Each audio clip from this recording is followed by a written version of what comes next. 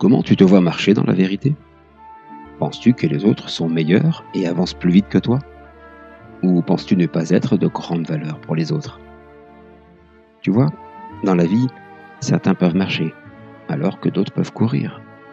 Mais rappelle-toi que la tortue et le cheval ont atteint l'arche de Noé en même temps.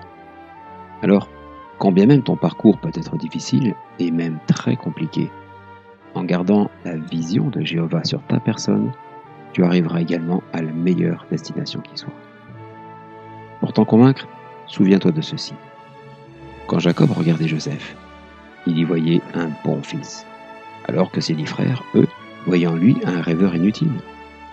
Des voyageurs ont également regardé Joseph, mais eux ont vu un esclave, alors que Potiphar a vu en Joseph un excellent serviteur, tandis que sa femme, elle, a vu en Joseph un potentiel amant.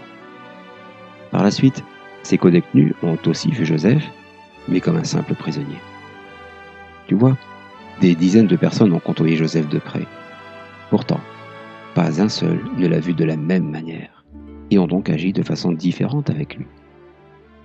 Mais comprends-tu l'erreur qu'ils ont tous commise? Eh bien, aucun d'eux n'avait la vision de Jéhovah.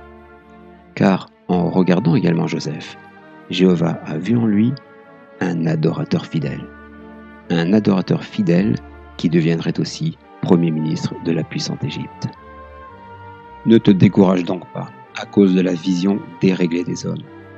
Regarde, Jean le Baptiseur a été accusé d'avoir un démon, et ça, simplement parce qu'il ne mangeait pas de pain et ne buvait pas de vin.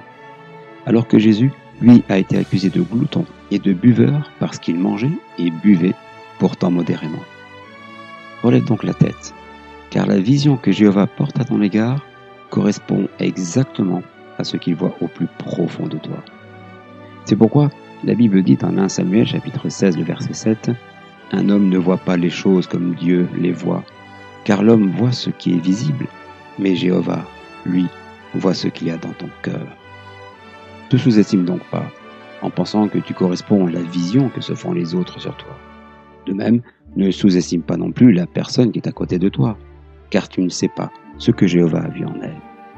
En effet, rappelle-toi aussi que David a reçu l'onction pour devenir roi, alors que sa propre famille le considérait comme un enfant tout juste bon à élever les moutons dans la brousse. De même, Esther était une simple orpheline, mais Jéhovah la voyait déjà comme une reine. En fait, peu importe la manière dont les gens te voient, ce qui compte vraiment, c'est comment Jéhovah, lui, te voit toi. Car Jéhovah ne se soucie pas de ton âge, pas plus qu'il ne s'est soucié de l'âge d'Abraham et de Sarah, qui ont été pourtant abondamment bénis. Il ne se soucie pas non plus de ton expérience, pas plus qu'il ne s'est soucié de l'expérience de David, qui est pourtant devenu roi.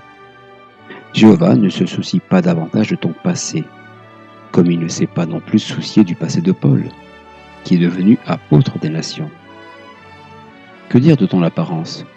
Il ne s'en soucie pas non plus. Pas plus que pour Moïse, qu'il a choisi pour libérer son peuple. Et pour ce qui est de ta carrière, eh bien là non plus, Jéhovah ne s'en soucie pas du tout. Pas étonnant qu'il ait choisi Rahab alors qu'elle était une prostituée. Encore aujourd'hui, Jéhovah ne change rien pour toi. Ne dit-il pas en Isaïe chapitre 46 verset 4 « Jusqu'à ta vieillesse, je resterai le même, je te soutiendrai comme je l'ai déjà fait, je te soutiendrai et je te secourerai. Car je suis Jéhovah, je ne change pas, dit-il aussi en Malachie chapitre 3, le verset 6. Conscient de cela, tu pries certainement ton Dieu pour qu'il t'apporte du réconfort, pour qu'il te donne de son esprit afin de surmonter les difficultés et ressentir sa force et son amour dans les épreuves.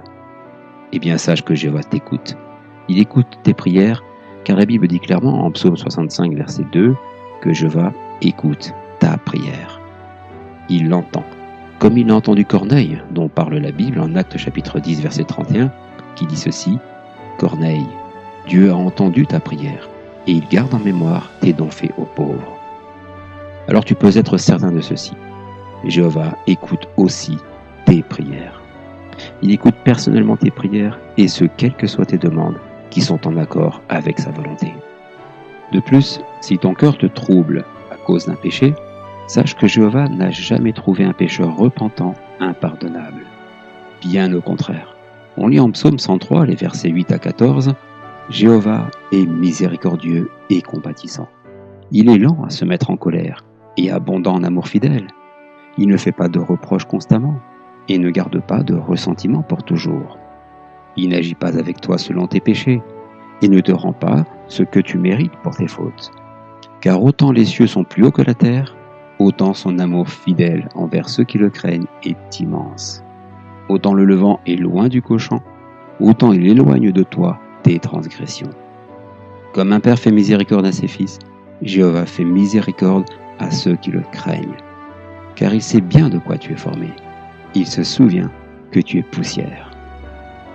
Par conséquent, sois fort et courageux. Apprends à regarder les autres et à te voir comme Jéhovah voit. Et ne te laisse jamais décourager par le manque de vision des hommes dépourvus de bon sens. Alors chaque jour, comme c'est écrit en Psaume 28, le verset 7, tu te diras en te levant, « Jéhovah est ma force et mon bouclier, mon cœur a confiance en lui. »